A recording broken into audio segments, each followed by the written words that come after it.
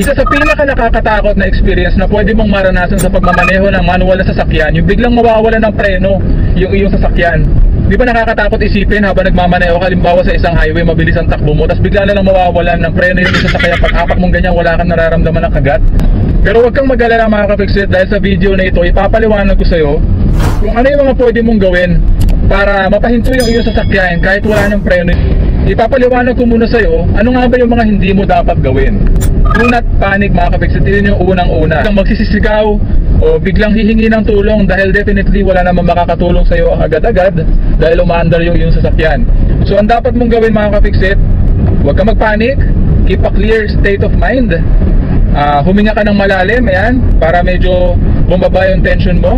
At syempre, para makapag-isip ka ng tama at ma-recall mo at ma-perform mo ng maayos yung mga steps na ipapaliwanag ko sa iyo sa video na ito.